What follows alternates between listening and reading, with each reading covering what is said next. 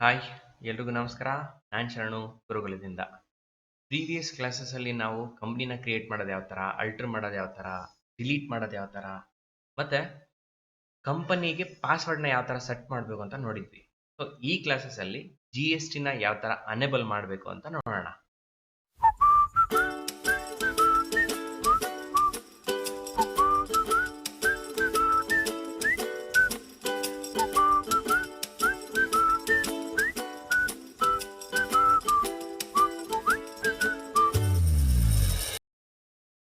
ಫಸ್ಟಿಗೆ ನಾವೊಂದು ಕಂಪ್ನಿನ ಕ್ರಿಯೇಟ್ ಮಾಡೋಣ. ಕ್ರಿಯೇಟ್ ಮಾಡಿ ಅದಕ್ಕೆ ನಾವು ಏನು ಮಾಡೋಣ, GSTನ ಅನೇಬಲ್ ಮಾಡಿಬಿಟ್ಟು ಅದ್ರ ಒಳಗಡೆ ಏನೇನು ಇನ್ಫಾರ್ಮೇಶನ್ ಫಿಲ್ಅಪ್ ಮಾಡ್ಬೇಕಂತ ನೋಡೋಣ. ಇಲ್ಲಿ ಕ್ರಿಯೇಟ್ ಕಂಪನಿ,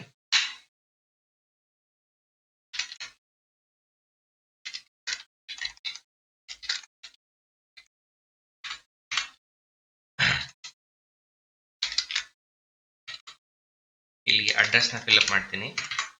ಸ್ಟೇಟ್ನ ಕಂಪಲ್ಸರಿ ಆಗಿ ತಗೋಬೇಕು, ತಗೊಳ್ಳಿಲ್ಲ ಅಂದ್ರೆ GST ಅನೇಬಲ್ ಮಾಡುವಾಗ ಅಲ್ಲೂ ಕೂಡ ಸ್ಟೇಟ್ ಬರಲ್ಲ. ಅದಕ್ಕೋಸ್ಕರ ಇಲ್ಲಿ ಸ್ಟೇಟ್ ತಗೊಂಡ್ಬಿಡ್ಬೇಕು ನಾವು. ಉಳಿದಿದ್ದೆಲ್ಲ ಬೇಸಿಕ್ ಇನ್ಫಾರ್ಮೇಶನ್ ನಾನು ಹಂಗೆ ಬ್ಲಾಂಕ್ ಬಿಟ್ಟಿರ್ತೀನಿ. ಸೊ ನೆಕ್ಸ್ಟ್ ನಾವು ಪ್ರೀವಿಯಸ್ ಕ್ಲಾಸಸ್ ಅಲ್ಲಿ ಏನ್ ಮಾಡಿದ್ವಿ, ಈ ಆಪ್ಷನ್ ನ ನೋ ಮಾಡಿದ್ವಿ. ಕಂಪ್ನಿ ಕ್ರಿಯೇಟೆಡ್ ಸಕ್ಸಸ್ಫುಲ್ ಅಂತ ಇಲ್ಲಿ ಮೇಲ್ ಬರುತ್ತೆ, ಬಂದ್ಮೇಲೆ ಈ ಆಪ್ಷನ್ ನೋ ಮಾಡ್ಬಿಟ್ಟು ಕಂಪ್ನಿಗೆ ಯೂಸರ್ ನೇಮ್ ಪಾಸ್ವರ್ಡ್ ಸೆಟ್ ಮಾಡಿದ್ವಿ. ಬಟ್ ಈ ಸಲ ಏನ್ ಮಾಡೋಣ, ಈ ಸ್ಕ್ರೀನ್ ಅಲ್ಲಿ ನಾವು GST ಅನೇಬಲ್ ಮಾಡೋಣ.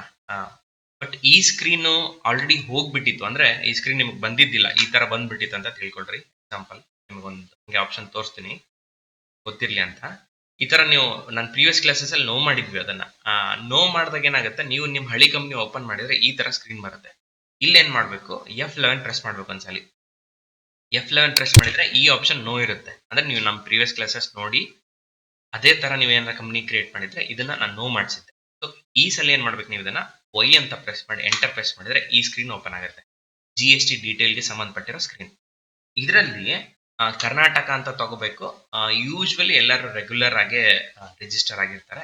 ರೆಗ್ಯುಲರ್ ಮತ್ತೆ ಕಂಪೋಸಿಷನ್ ಏನಂತ ಅಪ್ಕಮಿಂಗ್ ಕ್ಲಾಸಸ್ ಅಲ್ಲಿ ಡಿಸ್ಕಸ್ ಮಾಡೋಣ.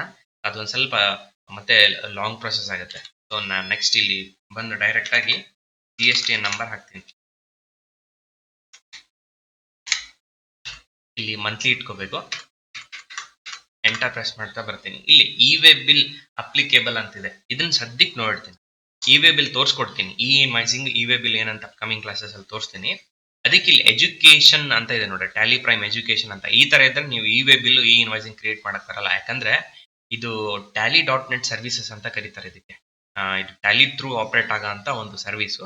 ಸೊ ನಾವು ಇಲ್ಲಿ ಎಜುಕೇಶನ್ ಮೋಡ್ ಅಲ್ಲಿ ನಾವು ಇ-ವೇ ಬಿಲ್ ನ ಇನ್ವಾಯ್ಸಿಂಗ್ ನ ಕ್ರಿಯೇಟ್ ಮಾಡಕ್ ಆಗಲ್ಲ. ಸೊ ಇನ್ನೊಂದು ನನ್ನ ಲ್ಯಾಪ್ಟಾಪ್ ಇದೆ, ಅದರಲ್ಲಿ ನಂದು ಲೈಸೆನ್ಸ್ಡ್ ವರ್ಷನ್ ಟ್ಯಾಲಿ ಇದೆ. ಅದ್ರಲ್ಲಿ ನಾನು ನಿಮಗೆ ಇ-ವೇ ಬಿಲ್ ತೆಗೆದು ಯಾವ ತರ, ಇನ್ವಾಯ್ಸಿಂಗ್ ಅಪ್ಲಿಕೇಬಲ್ ಮಾಡೋದು ಯಾವ ತರ ಅಂತ ಇನ್ನೊಂದು ಸ್ವಲ್ಪ ಕ್ಲಾಸಸ್ ಆದ್ಮೇಲೆ ಅಪ್ಕಮಿಂಗ್ ಕ್ಲಾಸಸ್ ಅಲ್ಲಿ ತೋರಿಸ್ಕೊಡ್ತೇನೆ. ಸೊ ನಾವು ಮಾಡ್ಬೇಕಾಗಿರೋದು ಏನಪ್ಪಾ, ಮೇನ್ ಆಗಿ ಅಂದ್ರೆ ಕರ್ನಾಟಕ ಇರುತ್ತೆ, ರೆಗ್ಯುಲರ್ ಇಟ್ಕೋಬೇಕು.